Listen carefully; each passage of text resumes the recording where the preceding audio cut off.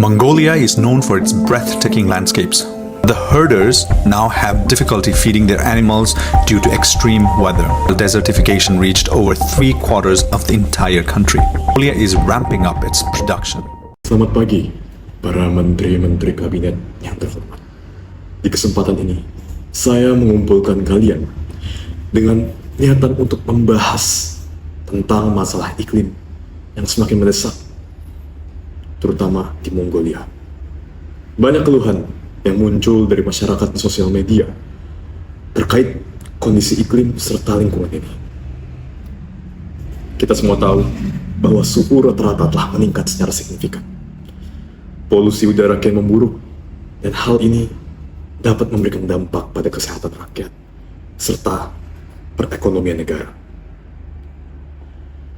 Hal ini juga akan menjadi permasalahan terkait citra yang akan merusak nama baik Mongolia, terutama dalam dunia internasional. Jika kita tidak peduli terhadap isu ini, saya akan mulai dengan laporan dari Kementerian Lingkungan.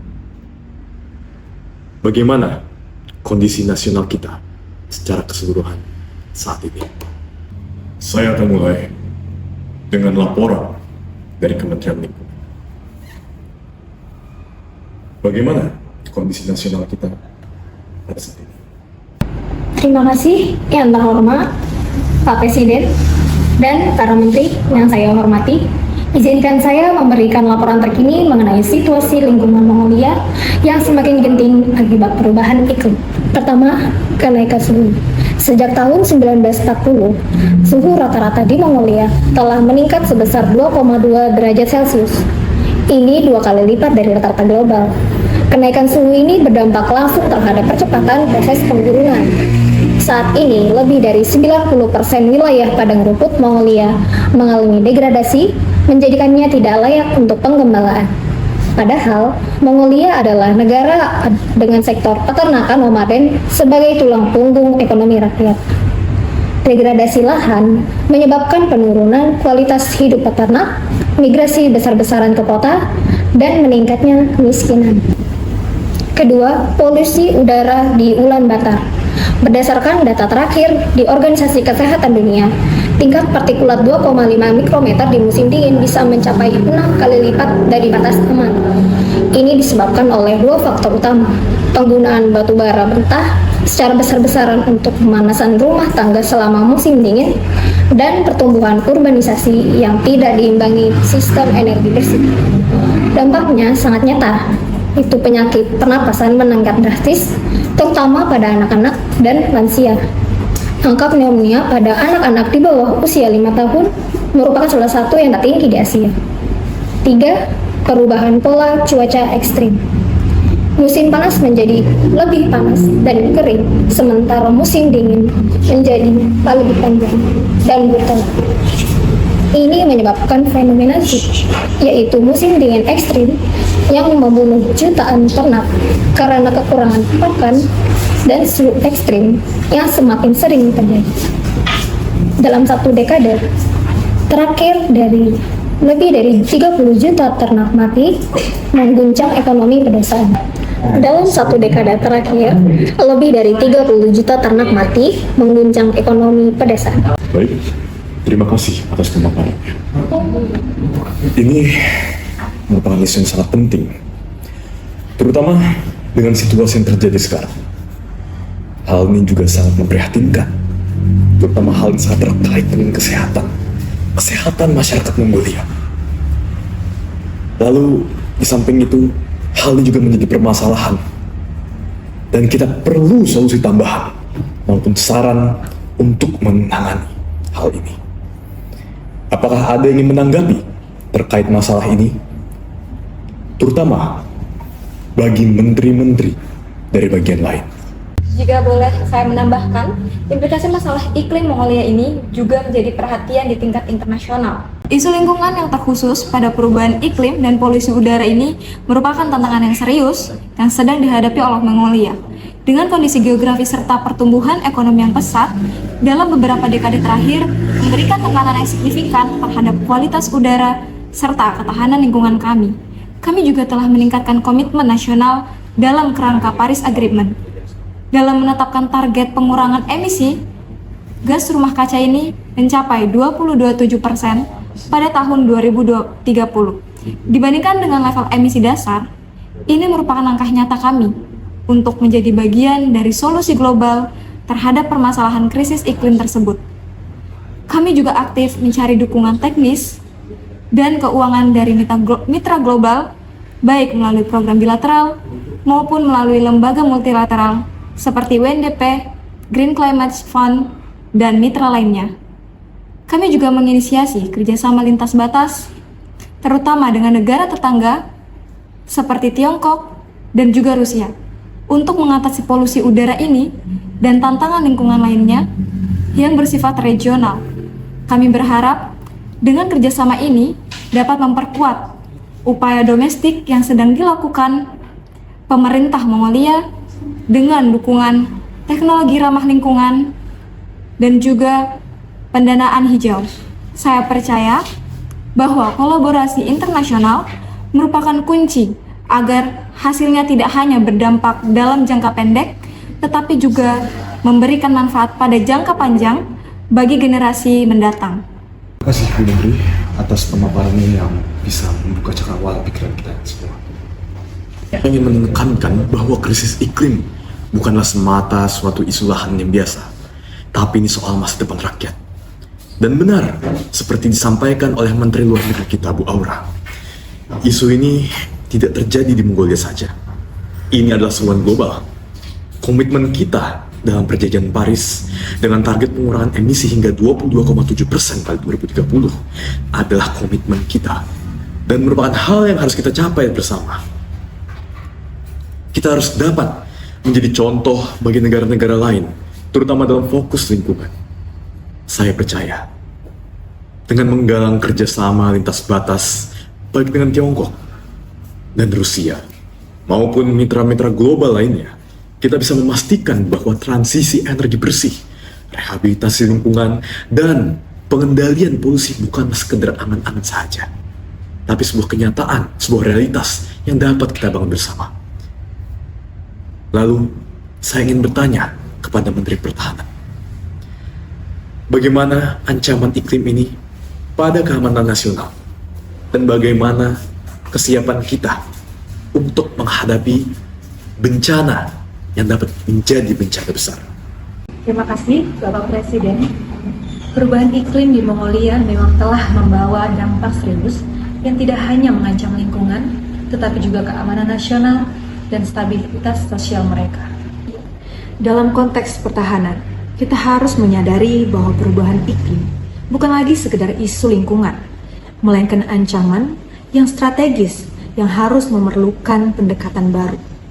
Contohnya saja, ancaman badai musim dingin ekstrim yang terjadi beberapa tahun terakhir telah menewaskan jutaan ternak dan mengancam keberlangsungan hidup komunitas pengembala di pedesaan, dan memanfaatkan teknologi untuk konservasi lingkungan dan pengelolaan sumber daya alam secara berkelanjutan. Ini bukan hanya soal kesiapan menghadapi konflik konvensional, tapi juga kesiapan menghadapi ancaman non-tradisional seperti bencana iklim dan juga degradasi lingkungan yang semakin sering terjadi. Oleh karena itu, kami sedang memperkuat kapasitas tanggap darurat melalui pelatihan dan simulasi bencana, termasuk koordinasi dengan pemerintah daerah dan pasukan sipil. Kami juga merencanakan penggadaan peralatan dan teknologi terbaru untuk mempercepat respon bencana serta membantu evakuasi dan penyelamatan secara efektif. Sebagai bagian dari komunitas internasional, kita harus mendorong militer kita untuk tidak hanya berfokus pada perang dan konflik, tetapi juga pada pelestarian lingkungan dan perlindungan sumber daya alam. Kita perlu memperkuat kerjasama internasional dan teknologi untuk menghadapi tantangan ini bersama-sama, termasuk di bidang pertahanan yang harus adaptif dan inovatif dalam menghadapi ancaman iklim yang semakin berkembang. Sebab militer yang bertransformasi menjadi kekuatan yang melindungi bumi akan menjadi kunci dalam menjaga keamanan dan kesejahteraan bangsa di masa depan. Terima kasih atas pemaparannya dari Menteri Pertahanan. Apa yang disampaikan memperjelas bahwa dampak dari perubahan iklim tidak hanya berada di ranah lingkungan saja, tapi juga menyentuh aspek keamanan, terutama keamanan nasional, serta kesiagaan nasional. Pendekatan adaptif dalam pertahanan adalah salah satu langkah penting yang harus kita dukung bersama. Namun, sebagaimana kita menguatkan respon militer dan teknis, kita juga perlu memperkuat sisi pencegahan melalui pendidikan. Kesadaran masyarakat tentang perubahan iklim tidak bisa muncul begitu saja secara instan. Hal itu perlu dibangun sejak dini melalui sistem pendidikan yang responsif terhadap tantangan zaman. Saya ingin mengajak Menteri Pendidikan untuk menyampaikan pandangannya. Bagaimana kita dapat memperkuat kurikulum dan program pendidikan agar perubahan iklim bukan hanya menjadi pengetahuan umum, tetapi nilai yang juga dihayati, diterapkan, dikembangkan untuk generasi muda kita. Silakan, Menteri Pendidikan. Dampak perubahan iklim sangat berpengaruh pada pendidikan, terutama bagi anak-anak di daerah yang paling terdampak, seperti Ulaanbaatar yang saat ini dikenal sebagai ibu kota dengan polusi udara terburuk di dunia. Polusi udara dan cuaca ekstrim di Ulaanbaatar dapat dikatakan telah berkontribusi besar dalam menurunkan konsentrasi belajar anak-anak di kawasan tersebut karena masalah kesehatan. Anak-anak yang tinggal di ibu kota cenderung memiliki fungsi paru-paru 40% lebih rendah dibandingkan anak-anak di daerah pedesaan. Bahkan penyakit pernapasan seperti pneumonia kini menjadi penyebab kedua kematian anak di bawah 5 tahun di Mongolia. Selain itu, perubahan iklim yang ekstrim ini menyebabkan musim dingin ekstrim yang menyebabkan banyaknya fasilitas infrastruktur yang rusak karena sulitnya akses jalan menuju sekolah. Musim dingin ekstrim pada tahun 2023 sampai 2024 telah mempengaruhi lebih dari 1.888 orang, termasuk 80.215 anak dengan jutaan ternak yang mati, serta juga telah mempengaruhi ekonomi keluarga penggembala dalam mendukung pendidikan anak-anak mereka. Oleh karena itu, saat ini kami ingin mengembangkan program edukasi lingkungan dalam kurikulum nasional yang bertujuan meningkatkan kesadaran generasi muda tentang pentingnya pelestarian lingkungan dan adaptasi terhadap perubahan iklim, karena pendidikan adalah salah satu fondasi utama yang berkontribusi dalam perubahan jangka panjang. Baik, jika dilihat dari penyampaian semua menteri terkait permasalahan iklim yang sedang kita hadapi saat ini, tentunya ini akan menjadi kekhawatiran bagi kita semua, terutama bagi negara kita. Dan pastinya kita harus segera mungkin untuk mencari solusi agar permasalahan ini bisa kita atasi. Apakah dari Kementerian Lingkungan sendiri sudah memiliki strategi khusus untuk mengatasi polusi udara ini? Menanggapi krisis ini, kami telah menyusun rencana mitigasi dan adaptasi iklim nasional yang berfokus pada 8 prioritas utama. Pertama, pengurangan emisi karbon hitam, khususnya dari batu bara rumah tangga. Kedua, peralihan energi ke sumber terbarukan seperti tenaga surya dan angin. Ketiga, rehabilitasi padang rumput dan konservasi lahan melalui teknik rotasional grazing atau penggembalaan bergilir. Keempat, pengelolaan sampah dan limbah kota. Yang kelima, ada penanaman kembali hutan dan sabuk hijau di sekitar kota besar. Yang keenam, ada peningkatan efisiensi energi di sektor industri dan rumah tangga. Yang ketujuh, ada pendidikan lingkungan berbasis komunitas. Dan yang terakhir, kedelapan, ada pembangunan sistem pemantauan kualitas udara dan iklim secara real time. Namun demikian, tantangan tetap besar bagi kami. Kami menghadapi keterbatasan anggaran, baik untuk riset maupun infrastruktur energi bersih. Yang kedua, ada ketergantungan masyarakat terhadap batu bara murah karena alasan ekonomi. Yang terakhir, alasannya karena kurangnya kesadaran lingkungan di sebagian wilayah terpencil. Terima kasih untuk semua penjelasan yang sangat mendalam ini, terutama dari materi lingkungan yang tentunya merasakan dampak dari masukan masyarakat kita terkait permasalahan ini. Akan tetapi, bagaimana kita memastikan kerjasama dan koordinasi yang efektif antar kementerian supaya program yang sudah dirancang ini dapat berjalan lancar?